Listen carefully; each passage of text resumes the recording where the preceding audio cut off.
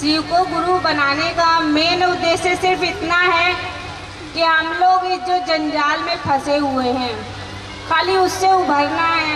जैसे कि अगर हम बीमार हैं तो हमारी बीमारी आजकल छोटी बीमारी भी बड़ी हो जा रही है, हमें पता भी नहीं चल रहा है। जैसे कि नॉर्मल बुखार होता है और हम मेडिकल से दवाई लेके खा लेते हैं, परंतु वो जो बुखार है वो नॉर्मल नहीं है, धीरे धीरे बहुत भयंकर रूप धारण कर ले रहा है।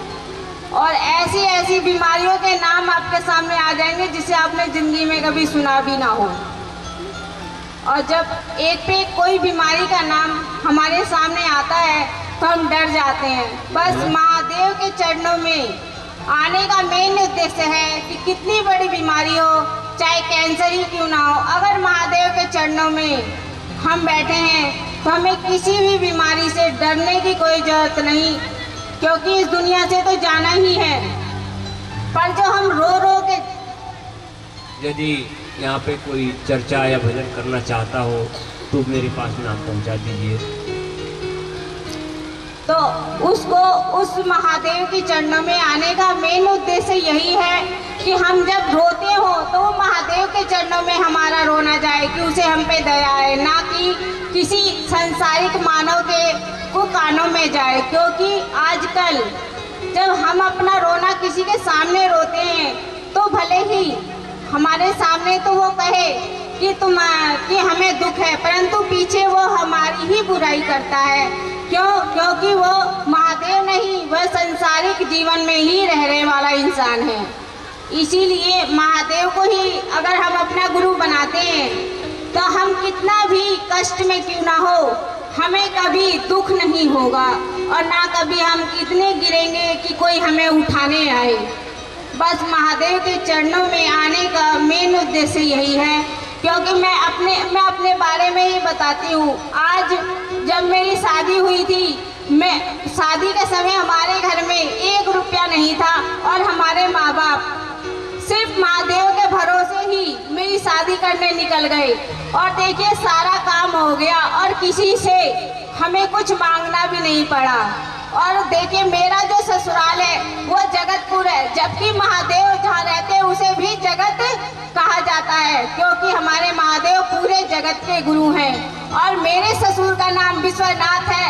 ये मेरा बहुत सौभाग्य है कि महादेव के हजारों नामों में से एक ऐसा नाम मेरे ही ससुर को क्यों मिला। शायद इसलिए कि मैं सिर्फ गलती से भी अगर उनका नाम लूँ तो मैं इस धरती से इस बेड़ा पार हो जाए।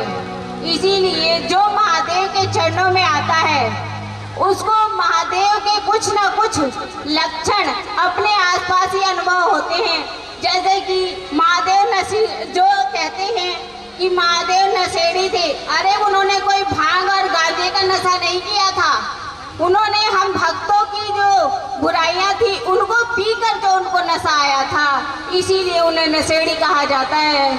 जैसे कि कहा जाता है कि जब विष निकला था तो सभी देवी देवता और राक्षसों ने भी उस विष को लेने के लिए मना कर दिया था।